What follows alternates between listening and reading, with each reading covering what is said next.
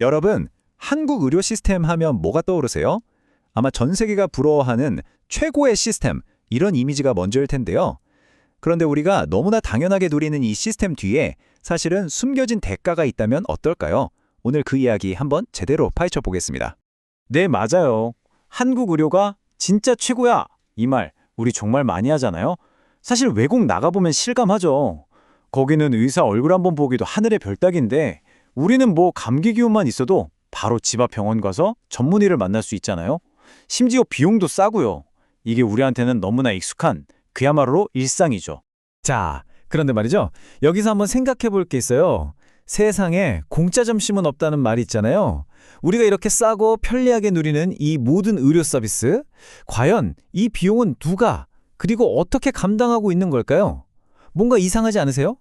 자, 그럼 먼저 이 시스템이 왜 이렇게까지 세계적인 칭찬을 받는지 그 이유부터 한번 짚어보죠. 우리가 앞으로 하나씩 뜯어볼 바로 그 신화의 시작점입니다. 이 숫자 한번 보시죠. 60만 명. 이게 뭐냐면요. 바로 2023년 단 한 해 동안 의료 서비스를 받으려고 한국에 온 외국인 환자 수입니다. 와, 60만 명이라니 이게 어느 정도냐면 웬만한 중소도시 인구 전체가 통째로 우리나라에 치료받으러 온 거나 마찬가지예요. 그야말로 전 세계가 한국 의료에 엄지척을 하고 있다는 확실한 증거죠. 그럼 왜 이렇게 몰려올까요? 이유는 아주 간단하고 명확합니다. 실력 좋은 전문의를 바로바로 만날 수 있는데 서비스 퀄리티에 비해서 가격은 말도 안 되게 싸거든요. 특히 피부과, 성형외과, 건강검진 같은 분야는요, 이 가성비 하나만큼은 정말 세계 최고 수준이라고 할 수 있죠. 그런데 바로 여기서부터 문제가 시작됩니다. 한번 생각해 보세요. 내가 낸 돈보다 훨씬 더 좋은 물건이나 서비스를 받는다면 그 차액, 그니까 그 손해는 누군가가 대신 내줘야 하는 거잖아요. 그렇지 않으면 그 가게는 망할 수밖에 없죠. 우리 의료 시스템도 마찬가지입니다. 그리고 지금 그 현실이 눈앞에 닥쳤습니다.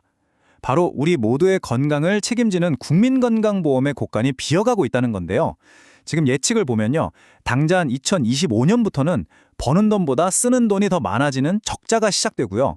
이런 식으로 가다간 2030년쯤이면 그동안 쌓아놨던 돈이 완전히 바닥날 거라는 아주 심각한 경고등이 켜진 상태입니다. 자, 이 그래프를 보시면 상황이 훨씬 더 와닿으실 거예요. 시간이 갈수록 지출이 수입을 앞지르는 이 격차 보이시죠? 이건 그냥 숫자의 문제가 아닙니다. 이 벌어지는 격차만큼 우리 시스템이 안고 있는 시한폭탄의 초침이 점점 더 빠르게 흘러가고 있다는 뜻입니다. 그렇다면 이 어마어마한 적자의 부담은 대체 누가 지고 있는 걸까요? 그 첫 번째 희생양이 바로 의료 현장을 지키는 의사들입니다. 지금부터 왜 실력 있는 의사들이 꼭 필요한 진료과를 등지고 있는지 그 속사정을 한번 들여다보겠습니다. 이걸 이해하려면 보험 수가라는 단어를 꼭 알아야 하는데요. 뭐 어렵게 생각할 것 없이 정부가 이 치료는 얼마 하고 정해주는 일종의 가격표라고 보시면 됩니다. 그런데 진짜 문제는요.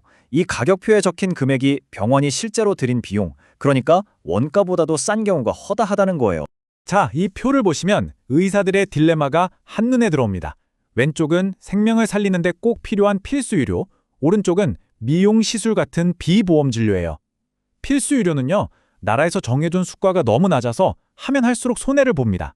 근데 비보험 진료는 돈도 많이 벌고 스트레스도 적어요. 만약 여러분이 의사라면 어떤 길을 선택하시겠어요? 정말 어려운 문제죠? 결국 의사들의 이런 선택이 하나둘 모여서 만드는 그 결과는요. 고스란히 우리 모두에게, 바로 당신에게 돌아오게 됩니다. 이게 그냥 의사들만의 문제가 아니라 어떻게 우리 삶에 직접적인 영향을 미치는지 한번 보시죠. 소아과 오플런, 응급실 뺑뺑이. 요즘 뉴스에서 정말 자주 들리는 너무나 무서운 말들이죠.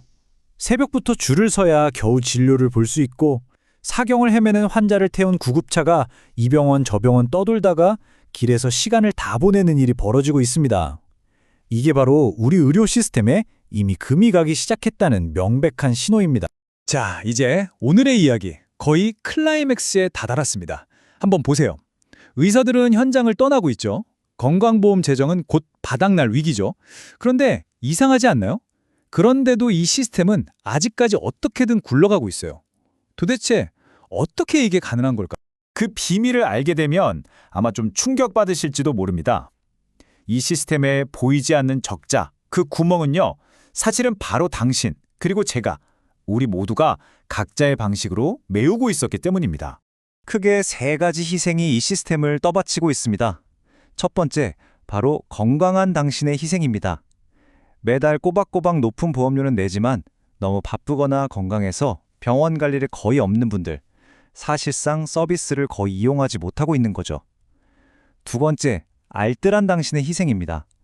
보험료는 내지만 웬만큼 아파서는 그냥 참고 넘기는 분들, 이거 가지고 병원 가겠죠 하면서 본인도 모르게 건강보험 재정을 아껴주고 있는 셈입니다.